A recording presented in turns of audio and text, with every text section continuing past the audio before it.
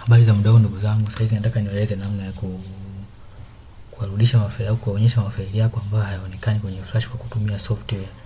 Yaani mafaili yako hayaonekani kwenye hiyo flash.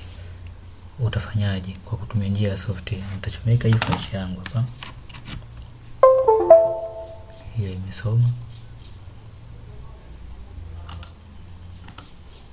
Hii flash imesoma, ina window hii. Sasa hii flash kama haina mafaili mengine hapa ingekuepo ungeiona. Kwa hiyo kama kuna mafaili mengine yameonekana hapa, tunaweza tukafanyaje tukarudisha kama hayaonekani ambayo yapo. Sasa software ambayo unaweza kuitumia ni hii hapa. USB show. Hii nitaweka language hapa English, nitakuja hapa. Baada ya hapo nitaingia kuchagua ile faili. Kwa mfano hapa nataka nichague nini? Hii hapa hii flash. Alafu nita click hivi, ina recover hizo data. Umeona ina recover. Baada ya kumaliza hapo tayari inaniambia USB show has terminated, USB show has finished. Kwa hiyo nita click okay.